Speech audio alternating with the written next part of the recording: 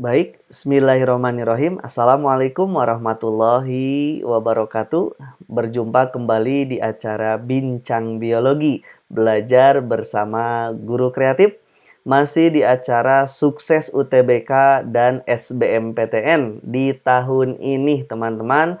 Nah, kali ini saya membuat pokok bahasan mengenai virus. Nah, di virus ini, teman-teman, banyak soal-soal yang sering keluar khususnya pada UTBK ataupun SBMPTN gitu ya. Tahun lalu pun ada konsep-konsep mengenai virus ini. Nah, jadi teman-teman untuk persiapan tahun ini khusus untuk pokok bahasan virus bisa pelajari materi atau soal yang kali ini kami bahas gitu ya. Baik. Di pokok bahasan ini saya sudah menyediakan sekitar ada 10 gitu ya.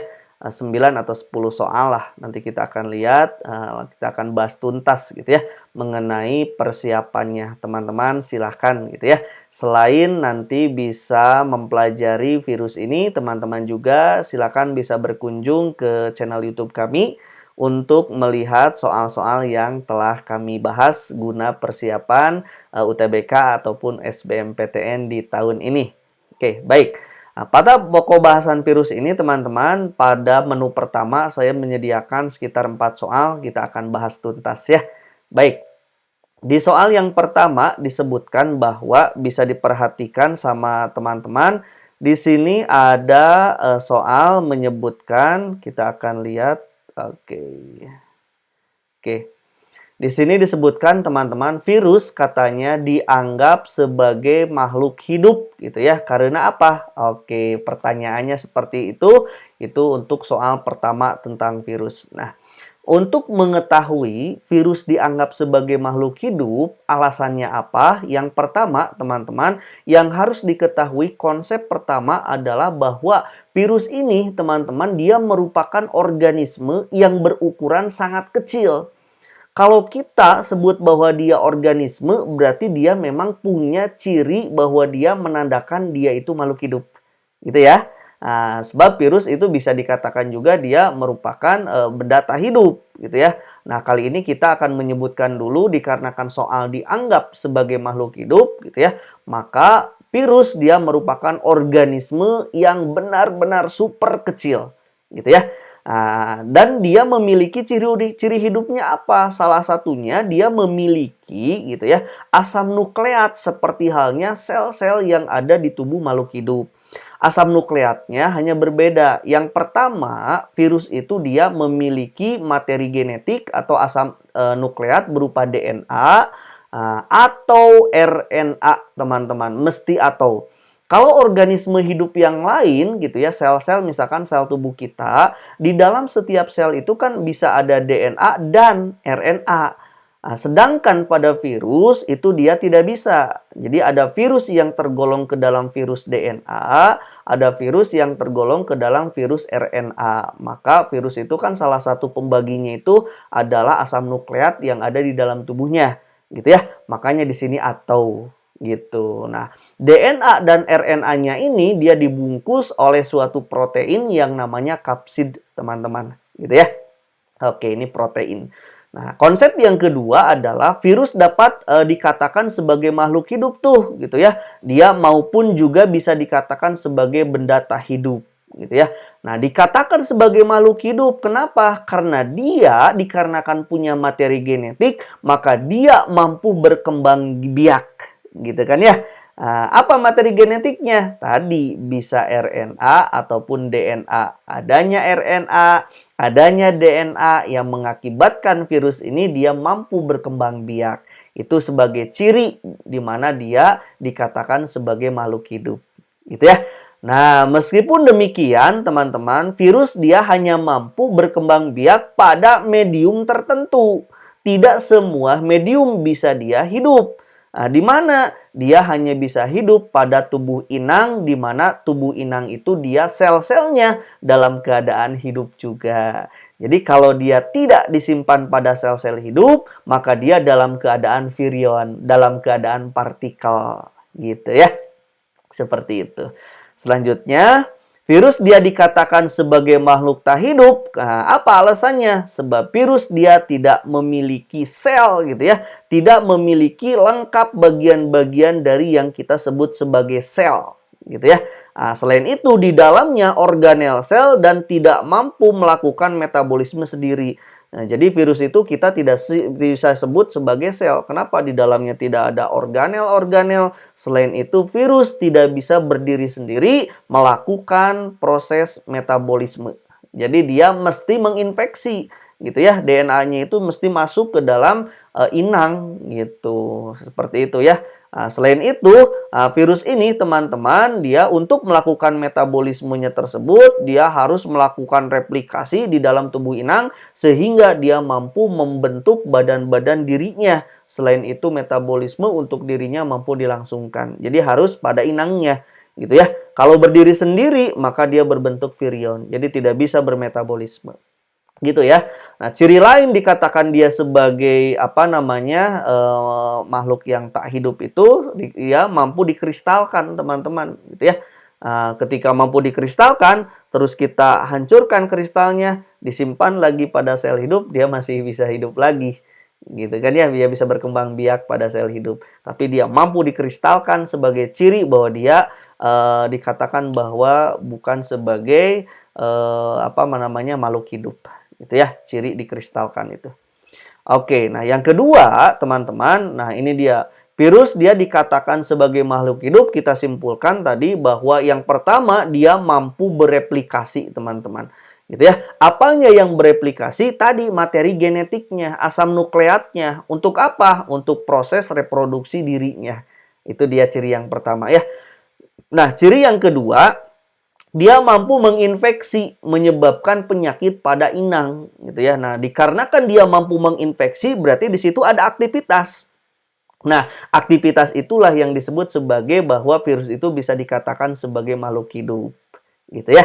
Nah, yang kedua kita simpulkan jikalau dia dikatakan sebagai benda mati apa? Yang pertama, tubuh virus itu dia tersusun atas protein dan asam nukleat gitu ya. Tetapi dia tanpa sitoplasma sebagai substansi dasar kehidupan. Jadi tidak ada sitoplasma juga organel-organel sebagai pendukung kehidupan gitu ya. Nah, yang kedua, dia dapat dikristalkan. Ini adalah ciri sebagai benda mati gitu ya.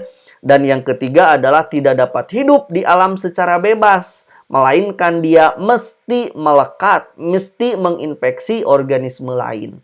Gitu ya, itu dia. Jadi jawabannya teman-teman, virus dianggap sebagai makhluk hidup karena apa? Karena dapat memperbanyak diri di dalam sel hidup. Gitu ya, itu dia cirinya. Jadi berkembang biak. Gitu, seperti itu teman-teman ya. Itu dia baru kita masuk ke soal nomor 1 teman-teman ya. Oke, kita masuk ke soal nomor yang kedua. Bentar, kita akan ini dulu ya. Oke, soal nomor yang kedua. Ini dia. Di soal nomor kedua, teman-teman bisa perhatikan sama kalian bahwa disebutkan bahwa kultur yang paling sesuai katanya untuk membiarkan virus adalah diminta medium yang paling baik katanya untuk membiarkan virus. Sebetulnya di soal nomor 1 sudah kita jawab gitu ya, bahwa virus dia bisa berkembang biak, bahwa virus dikatakan sebagai makhluk hidup sebab dia bisa berkembang biak pada sel-sel hidup. Berarti cari yang berkenaan dengan sel dikatakan dia hidup, maka virus bisa hidup di situ. Gitu ya. Oke, di sini kita akan bahas. Di sini ada embrio ayam hidup, berarti ya. Terus ada embrio mencit. Mana nih yang paling bagus? Oke, kita akan bahas satu persatu. Nah, virus teman-teman perlu diketahui bahwa dia itu merupakan organisme patogen gitu ya. Patogen itu dia penyebab penyakit, teman-teman, gitu ya, yang dapat bereproduksi pada makhluk hidup. Itu kuncinya di situ. Jika makhluk hidup atau inang tersebut mati, teman-teman, maka virus tidak dapat berkembang biak dan akan mengalami kematian. Itu bahwa bukti bahwa virus dia bukan makhluk hidup gitu ya. Ketika kita simpan pada sesuatu yang mati atau tak hidup, maka dia pun ikut tidak hidup gitu. Nah, artinya teman-teman kalau mau membuat sebuah kultur biakan virus berarti mesti organisme hidup, mesti sel yang hidup gitu ya. Seperti itu konsepnya. Nah, yang kedua, hal ini teman-teman menjelaskan bahwa kultur yang paling tepat untuk gitu ya ketika virus mau dikembangbiakan, banyak para ilmuwan mengembangbiakan virus ini dia pada sebuah embrio. Embrio apa? Mencit atau ayam gitu ya. Nah, embrio yang digunakan oleh para ilmuwan adalah embrio ayam, teman-teman. Kenapa? Karena embrio ayam dia termasuk makhluk hidup yang masih berkembang di luar tubuh induknya. Gitu ya. Jadi di luar tubuh induknya. Jadi bisa diinfeksi di situ dan kita bisa perlakukan di situ. Itu ya, tidak membahayakan induknya. Jadi telur dalam hal ini adalah kita berbicara telur. Jadi embrio ayam hidup itu adalah berbicaranya telur.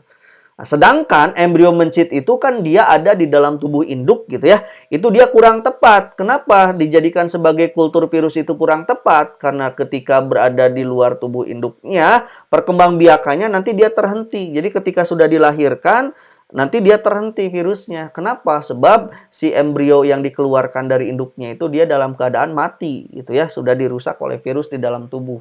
Nah, jadi artinya mesti di luar kita perlakukan lalu kita suntikan pada embrio ayam gitu ya, yang tidak ada hubungannya dengan induknya. Nah, baru ternyata virus bisa berkembang di situ. Ya, bisa diperhatikan gambarnya ini. Ini saya punya telur teman-teman. Jadi untuk mengembangbiakan virus herpes gitu ya, poxivirus, terus sarkomavirus itu ternyata dia paling bagus ketika kita masukkan virus tersebut ke dalam bagian yang disebut sebagai korio gitu ya. Korio apa namanya? Korio alantoik gitu atau membrannya pada telur. Jadi disimpan di situ untuk 3 virus ini. Sedangkan untuk mengembangbiakan influenza, mumps virus gitu kan ya, itu dia bagusnya itu pada amniotik, pada cairan amnionnya. Nah, untuk herpes simplex virus juga ternyata bisa kita simpan atau kita suntikan pada kuning telurnya, pada yolk sac-nya. Gitu ya, simpan di situ. Nah, juga influenza virus, mumps virus, Newcastle disease virus, avian gitu ya, adenovirus, itu juga lebih tepat dia disimpan untuk berkembangnya supaya lebih cepat. Itu ternyata kita suntikan pada bagian telur yang disebut sebagai alantoik gitu ya. Di situ dia perkembangannya lebih bagus. Ini adalah berdasarkan penelitian, teman-teman. Tetapi sebetulnya mereka disuntikan di sebelah mana saja bagus gitu ya. Hanya maksudnya bagus berkembang gitu ya. Hanya ternyata dia akan berkembang lebih baik itu pada area-area yang telah diteliti di sini, teman-teman. Gitu ya. Jadi jawaban yang tepat adalah kita kulturkan pada embrio ayam hidup. Seperti itu ya. Oke, baik. Itu dia soal nomor kedua. Soal nomor ketiga, teman-teman bisa diperhatikan di sini disebutkan bahwa yang dimaksud dengan bakteriofag katanya adalah virus yang. Oke, bakteriofag itu jangan ketipu teman-teman, namanya aja bakteriofag. Jangan-jangan ini bakteri, bukan. Bakteriofag itu adalah virus yang titik-titik gitu ya, yang menyerang sebetulnya ya. Oke, kita bahas dulu lah. Baik. Konsep yang pertama, teman-teman, yang harus teman-teman kuasai adalah bahwa bakteriofag ini dia merupakan kelompok virus, teman-teman, yang menginfeksi bakteri. Maka namanya bakteriofag. Jadi virus yang selalu gitu ya, jajahannya itu adalah bakteri. Jadi yang diserangnya itu adalah bakteri. Maka namanya bakteriofag. Nah, bakteriofag ini secara umum terdiri dari, teman-teman, ada bagian kepalanya, ada bagian lehernya, juga terakhir nanti kita akan melihat bagian ekornya. Nanti kita perlihatkan gambarnya ya. Itu dia bagian-bagiannya. Nah, konsep yang keduanya adalah secara rinci, teman-teman, bagian bakteriofag ini dia terdapat, teman-teman, ada yang disebut sebagai kapsid, yaitu protein selubung protein yang menyelimuti, yaitu materi genetiknya. Siapa? Bisa DNA ataupun RNA, gitu ya. Terus ada selubung ekor, ada serabut ekor, ada lempeng dasar gitu ya, dan juga ada jarum untuk menusukkan, memasukkan materi genetik ke dalam inangnya saat dia melakukan infeksi, gitu ya, melakukan penyerangannya.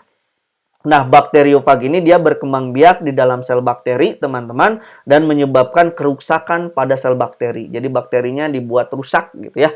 Dia mau berkembang biak di tubuh bakteri. Nah, gitu. Ini dia gambarnya, teman-teman. Ini dia bagian daerah kapsid. Kapsid itu adalah protein gitu ya, kapsomer. Jadi kapsid itu tersusun atas kapsomer. Kapsomer itu dia tersusun atas polimer-polimer protein, teman-teman.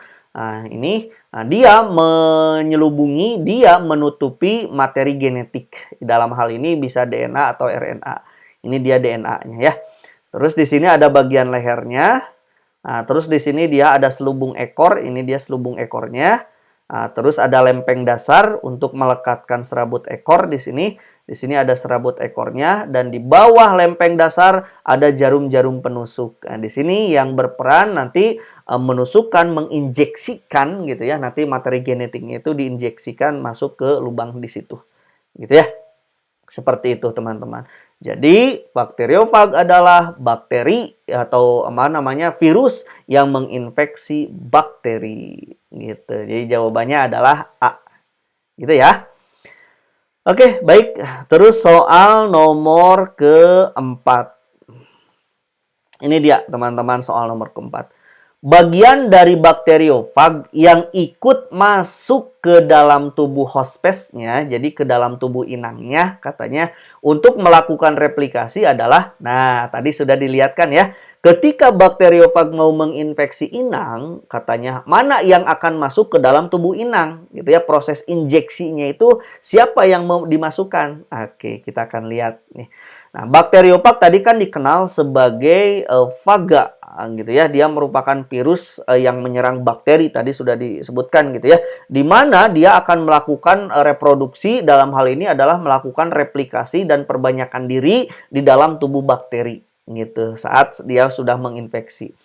Nah, virus ini dia akan menyisipkan materi genetiknya. Jadi yang dimasukkan di dalam tubuh virus itu adalah yang diinjeksikannya itu adalah DNA. DNA ataupun RNA yang nantinya dia bereplikasi. Nanti setelah bereplikasi dia akan melakukan pembentukan bagian-bagian tubuh dari virus di dalam tubuh inang. Gitu, seperti itu ya. Nah, kromosom yang telah disisipkan atau materi genetik virus yang sudah masuk ke dalam tubuh inang, dia akan bereplikasi, lalu dia menggunakan sintesis protein bakteri itu untuk terbentuk, untuk membentuk materi-materi gitu ya, untuk tubuhnya virus. Nah, itu jahatnya gitu ya. Jadi dikendalikan tubuh bakteri ini bukan untuk kebutuhan bakteri, tapi untuk kebutuhan virus gitu. Setelah masuk DNA-nya ya. Nah, ini dia prosesnya. Oke, yang pertama landing terlebih dahulu, nempel pada inangnya. Oke, ini ditempelkan oleh ekor-ekornya, teman-teman, gitu ya.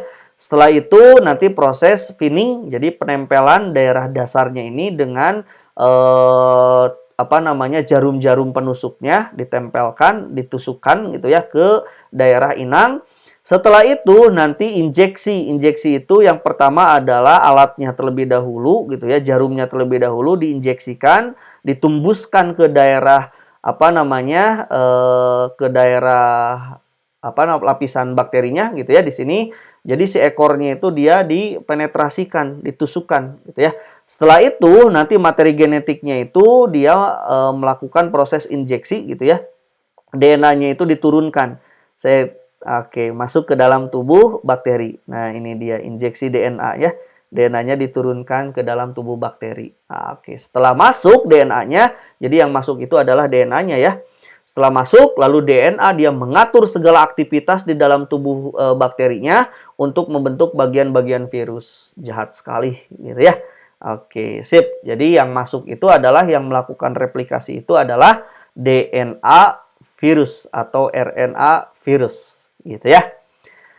Oke, itu soal nomor yang keempat. Baik, kita lanjut soal nomor kelima. Oke, kulit tubuh katanya virus terbentuk dari bahan apa? Oke, kapsomer tadi ya. Kapsomer itu dia dari bahan apa? Udah kejawab tadi ya materinya. Gak apa-apa. Oke, struktur tubuh virus, teman-teman, konsep pertama yang mesti teman-teman kuasai adalah struktur tubuh virus itu dia hanya terdiri atas bahan yang pertama, di dalamnya ada asam nukleat, gitu ya. Jadi di dalamnya itu bisa DNA, bisa RNA. Satu, nah ingat-ingat pasti ditemukan itu. Bahan tersebut teman-teman terbungkus gitu ya, terlindungi oleh suatu lapisan pelindung. Bahannya itu dari molekul polimer yang disebut sebagai protein, teman-teman. Jadi dari protein ini dia akan berkumpul membentuk kapsomer. Dari kapsomer ini dia akan membentuk sebuah lapisan tebal yang disebut sebagai kapsid. Jadi kapsid ini dia merupakan kulit tubuhnya yang melindungi RNA, yang melindungi DNA gitu ya. Bahannya dari protein. Nah, seperti itu ya.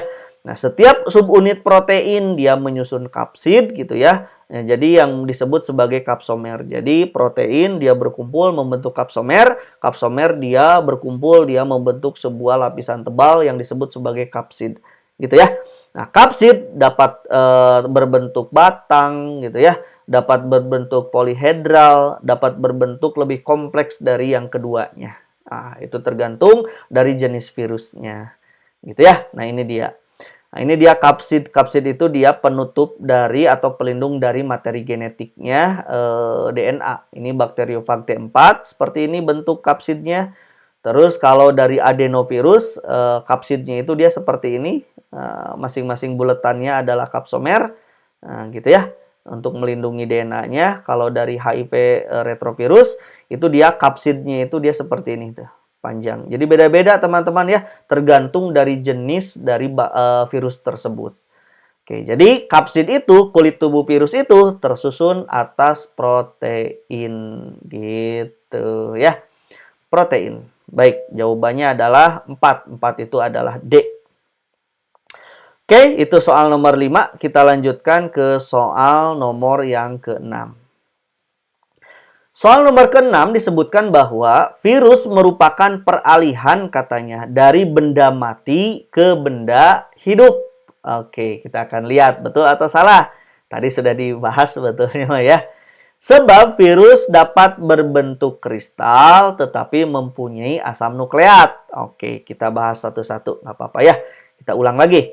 Nah, konsep pertama teman-teman untuk menjawab soal yang seperti ini bahwa virus kan tadi sudah disebutkan bahwa dia merupakan perantara gitu ya, makhluk hidup perantara antara makhluk hidup dengan makhluk tidak hidup atau benda mati. Jadi makhluk perantara dia gitu ya. Nah, virus dia disebut sebagai partikel atau virion teman-teman, zat gitu ya, dan bukan organisme. Ini disebabkan kenapa? Karena virus dia tidak memiliki protoplasma. Jadi jangan sebut bahwa virus itu adalah sebuah sel. Kenapa? Dia tidak memiliki protoplasma, gitu ya. Nah, jadi bukan sel dia, tapi punya ciri hidup seperti itu. Nah, protoplasma teman-teman konsepnya itu kan dia merupakan bagian dari organ sel, tetapi protoplasma merupakan bagian hidup dari sebuah sel yang dikelilingi oleh membran plasma. Jadi kalau ada membran plasma di dalamnya kan ada protoplasma. Protoplasma itu dia akan membentuk sitoplasma, dia akan membentuk nukleoplasma. Nah, sedangkan virus dia tidak memiliki itu gitu ya. Sehingga dia tidak memiliki bagian yang disebut sebagai sel. Seperti itu ya. Oke. Nah, ciri utamanya, ciri-ciri virusnya, kita lihat virus dia dikatakan sebagai makhluk hidup bahwa dia memiliki bisa hidup gitu kan ya. Tadi sudah disebutkan kapan ketika dia berada pada organisme hidup, maka dia akan berkembang biak gitu ya. Terus perkembangbiakan pada virus ini dia sering disebut sebagai replikasi sederhana gitu ya, hanya replikasi DNA ataupun replikasi RNA. Nah, replikasi virus ini teman-teman hanya dapat berlangsung ingat-ingat pada sel hidup. Ingat-ingat tuh di situ konsepnya ya. Nah, di dalam sel inang virus akan mereplikasi asam nukleatnya dan mensintesis protein atau selubung-selubung protein yang memang dibutuhkan oleh virus. Nanti siklus hidupnya itu dapat dibedakan. Jadi ada siklus litik, ada siklus lisogenik. Dua siklus ini adalah proses di mana virus di dalam tubuh bakteri dia menyiapkan bahan-bahan untuk membentuk dirinya. Gitu ya. Oke, terus ciri dia dikatakan sebagai tidak hidup kapan? Virus ketika dia dikatakan sebagai makhluk tidak hidup itu karena virus pertama dapat dikristalkan tadi sudah ya di soal sebelumnya. Terus proses kristalisasi teman-teman pada virus itu dengan menempelkan pada benda atau bukan makhluk hidup gitu ya, yang bukan makhluk hidup pada benda apapun selain makhluk hidup dengan tujuan untuk melindungi diri virus sehingga pada akhirnya menemukan inangnya untuk dia infeksi. Jadi kalau dia menginfeksi sel hidup, maka dia di situ punya ciri hidup lagi. Gitu ya, itu konsepnya. Jadi apa jawabannya? Jawabannya adalah dua-duanya benar dan saling keterkaitan. Virus merupakan peralihan, betul. Dari benda mati ke sel hidup, betul. Kenapa? Sebab virus dia dapat dikristalkan sebagai benda mati, tetapi punya asam nukleat dikatakan sebagai dia ciri makhluk hidup. Gitu ya. Jadi nyambung, jawabannya adalah A. Gitu ya. Oke, baik. Terus soal selanjutnya yaitu soal nomor yang ke-7. Di soal nomor ke-7, teman-teman bisa perhatikan katanya asam nukleat merupakan unsur genetik penentu sifat makhluk hidup. Oke, apakah betul? Kita lihat. Sebab asam nukleat virus adalah DNA yang merupakan penyedia asam amino dalam sintesis protein virus. Oke, sudah dijawab juga ya. Ini gampang sebetulnya, bisa langsung teman-teman jawab ketika memperhatikan pembahasan soal-soal sebelumnya ini ya. Oke, baik. Kita akan bahas. Konsep yang pertama untuk menjawab soal ini teman-teman, bahwa asam nukleat dia merupakan salah satu biokimia, teman-teman tentu ya. Nah, molekul lainnya adalah di dalamnya ada karbohidrat, ada protein, ada lemak, gitu kan ya. Nah, asam nukleat ini teman-teman merupakan bagiannya, misalkan bisa dalam bentuk RNA, bisa juga dalam bentuk DNA, gitu ya. Nah, kedua jenis asam nukleat ini dia mengandung unsur-unsur, di dalamnya ada karbon, ada oksigen, ada nitrogen, ada hidrogen, gitu ya, ada juga fosfor. Itu dia di dalamnya. Nah, semua jenis senyawa biokimia ini dia memiliki karbon, oksigen, hidrogen, serta protein. Namun ternyata fosfor hanya ada pada asam nukleat saja, gitu ya. Jadi fosfor nempelnya pada asam nukleat, bisa DNA ataupun RNA. Di sini ada fosfornya. Nah, asam nukleat dia terdiri dari rantai molekul berukuran kecil yang disebut sebagai nukleotida. Jadi bagian terkecil dari DNA, bagian terkecil dari RNA adalah nukleotida. Di mana nukleotida itu punya 3 komponen. Satu, ada fosfatnya. Yang kedua, ada gulanya. Dan yang ketiga, ada basa nitrogennya. 3 bagian ini adalah penyusun nukleotida. Bagian terkecil, penyusun DNA ataupun RNA. Gitu teman-teman ya. Oke, siap. Konsep yang kedua, fungsi dari asam nukleat sendiri adalah untuk sangat penting dalam hal penyimpanan informasi genetik, gitu ya. Jadi informasi-informasi genetik itu dia disimpannya pada asam nukleat, juga dia mampu mentransfer nanti sifat-sifat genetiknya itu pada keturunannya. Itu ya, itu perannya. Yang kedua, dia menggunakan informasi genetik dalam proses sintesa protein baru. Jadi peran dari asam nukleat juga dia berperan di dalam proses sintesis protein. Gitu ya, untuk kebutuhan organisme itu tentunya. Konsep yang ketiga teman-teman, bahwa asam nukleat yang paling umum gitu ya adalah DNA ataupun RNA. Hanya kalau kita berbicara virus, maka virus itu diataukan. Ada virus yang memiliki DNA, ada virus yang memiliki RNA. Artinya mesti atau teman-teman, virus memiliki asam nukleat. Ya, apa asam nukleatnya? Jawabannya adalah DNA atau RNA. Mesti begitu. Nggak boleh DNA saja. Itu ya, sebab virus bermacam-macam. Gitu ya. Jadi jawabannya yang tepat adalah yang pernyataan pertama. Asam nukleat merupakan unsur genetik penentu sifat virus. Betul, informasi-informasi genetik disimpan pada asam nukleat. Sedangkan sebabnya salah. Kenapa? Asam nukleat virus adalah DNA. Salah. Harusnya DNA atau RNA yang merupakan penyedia asam amino. Gitu harusnya. Ya, ada ataunya di situ. Jadi betul salah itu adalah C. Gitu teman-teman ya. Oke, baik. Itu dia soal nomor 7. Kita masuk ke soal berikutnya, yaitu soal nomor 8. Virus penyebab infeksi AIDS katanya dapat membuat dsDNA atau DNA untai ganda dari ssRNA atau dari RNA untai tunggal. Kenapa? Karena virus memiliki enzim. Oke, enzim apa? Oke, kita akan lihat ya. Kita akan bahas. Teman-teman, virus HIV ini gitu ya, yang menyebabkan infeksi AIDS pada orang gitu ya, termasuk dia ke dalam kelompok virus yang disebut sebagai retrovirus, teman-teman, gitu ya. Nah, apa itu retrovirus? Retrovirus itu dia merupakan salah satu golongan virus, teman-teman, yang terdiri dari benang-benang RNA tunggal. Artinya, virus HIV ini disebut sebagai virus RNA, teman-teman. Gitu ya. Kenapa Pak disebut sebagai virus RNA? Sebab materi nukleatnya, materi genetiknya, asam nukleat di dalam tubuhnya itu dia mengandung RNA. Gitu ya, makanya disebut sebagai virus RNA. Nah, setelah menginfeksi sel virus HIV ini, teman-teman, dia akan membentuk replikasi DNA dari mana? Dari RNA-nya. Jadi, RNA-nya virus HIV ini, dia mampu melakukan proses replika membentuk DNA dari RNA, gitu ya. Kenapa bisa begitu? Sebab virus HIV ini, teman-teman, dia memiliki sebuah enzim yang disebut sebagai reverse transkriptase atau enzim transkriptase balik, gitu ya. Artinya dia bisa membalikkan RNA menjadi DNA. Punya enzim ini akibatnya dia menjadi luar biasa, gitu ya. RNA dirubah menjadi DNA. Seperti itu ya, teman-teman. Jadi jawabannya adalah sebab virus ini dia memiliki enzim yang disebut sebagai reverse transkriptase, di mana enzim ini mentranskripsi balik RNA menjadi DNA. Gitu ya. Oke, itu dia jawaban soal nomor ke-8. Soal nomor yang ke-9, ini bonus teman-teman, tambahan gitu ya.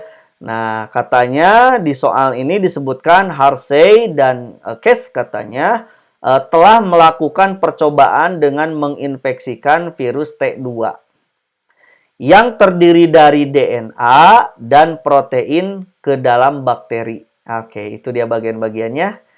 Hasil percobaan menunjukkan virus tersebut masukkan DNA ke sel inang, gitu ya, dan memprogram sel inang untuk membuat virus-virus baru.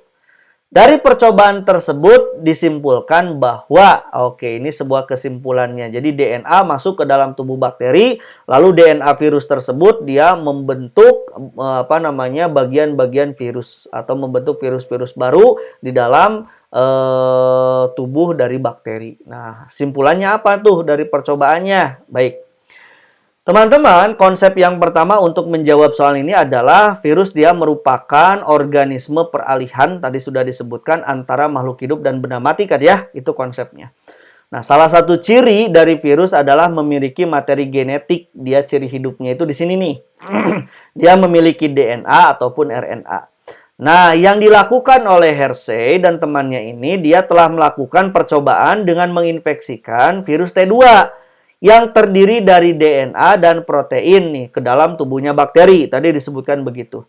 Hasil percobaannya disebutkan bahwa dia menunjukkan virus tersebut dia memasukkan DNA ke dalam inang, gitu ya. Untuk apa? Memprogram sel-sel inang untuk membuat virus-virus baru. Nah, ini teman-teman menunjukkan bahwa DNA-nya virus ini dia merupakan materi genetik yang diwariskan karena menyampaikan informasi genetik, gitu ya, suatu organisme membentuk virus-virus baru. Di situ ada pewarisan sifat, gitu ya. Ada materi genetik yang diwariskan untuk membentuk organisme-organisme baru, virus-virus baru dalam hal ini. Itu ya, sebuah kesimpulannya seperti itu. Nah, ini dia jawabannya adalah yang C. DNA merupakan materi genetik yang diwariskan, gitu kan. Kenapa mesti DNA-nya yang dimasukkan ke dalam tubuh bakteri, tidak bagian yang lain, gitu ya. Sebab ada tujuannya. Sebab DNA inilah yang akan membentuk virus-virus baru. Artinya diwariskan. Gitu ya. Seperti itu. Dan yang terakhir saya ucapkan terima kasih, gitu ya. Oke, itu saja teman-teman pokok bahasan mengenai virus di soal persiapan UTBK ataupun SBMPTN di tahun ini, teman-teman. Silakan, konsep virus sudah saya bahas, tinggal dipelajari sama teman-teman. Boleh tidak Pak mempelajari soal yang lain? Sudah kami bahas di channel YouTube ini. Silahkan teman-teman bisa melakukan pencarian gitu ya untuk soal-soal yang lain di channel YouTube kami ini ya. Semoga bermanfaat teman-teman. Terakhir kali saya ucapkan terima kasih. Mudah-mudahan bermanfaat video ini. Silahkan bisa di-share ke teman-teman yang lain gitu ya. Itu saja. Assalamualaikum warahmatullahi wabarakatuh.